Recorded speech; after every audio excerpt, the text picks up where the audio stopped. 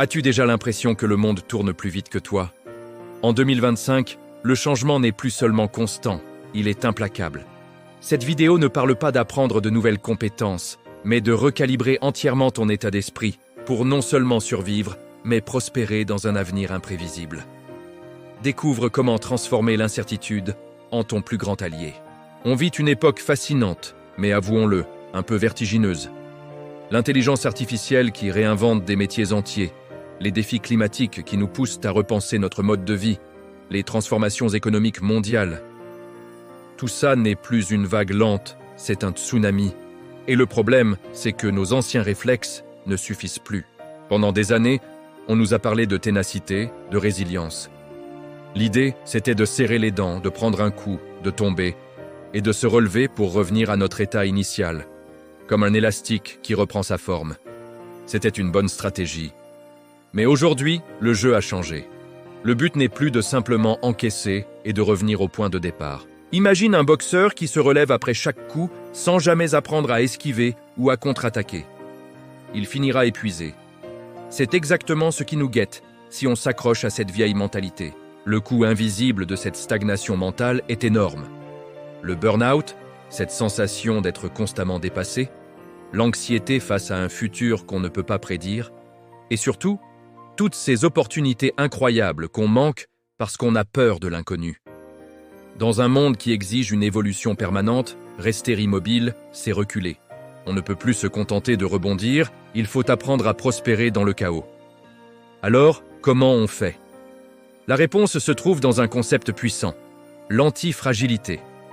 C'est un terme popularisé par Nassim Nicholas Taleb et c'est le niveau au-dessus de la résilience. Imagine un colis. Si tu écris le fragile dessus, tu espères qu'on le manipule avec soin pour qu'il ne se casse pas. Si tu écris robuste, tu sais qu'il peut encaisser des chocs sans se briser.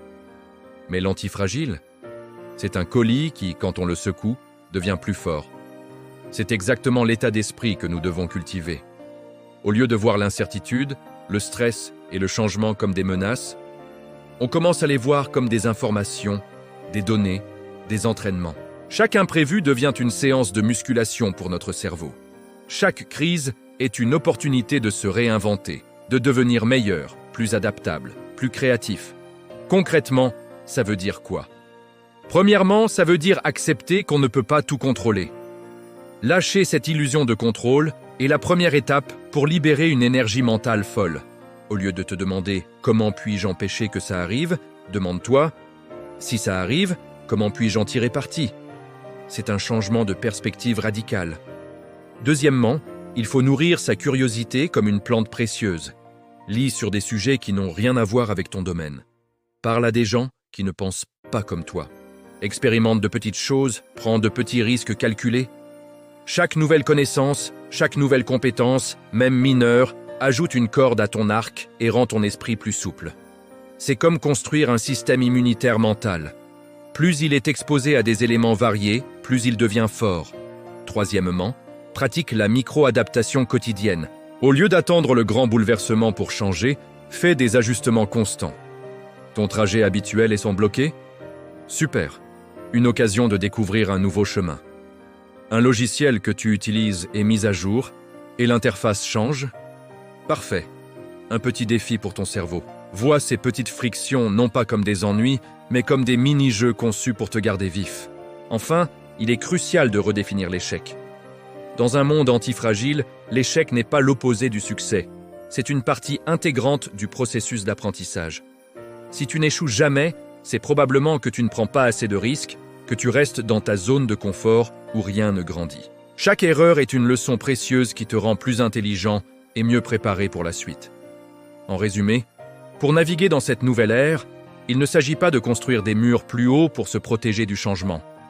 Il s'agit de construire une pirogue mentale, légère, agile, capable de surfer sur n'importe quelle vague. C'est en adoptant cet état d'esprit antifragile, en transformant le stress en force et l'incertitude en opportunité, que tu pourras non seulement survivre à 2026 et au-delà, mais véritablement y prospérer.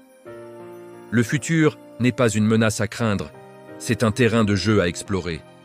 Merci d'avoir regardé cette vidéo. Si ce sujet t'a parlé, n'hésite pas à laisser un commentaire pour partager comment tu gères le changement.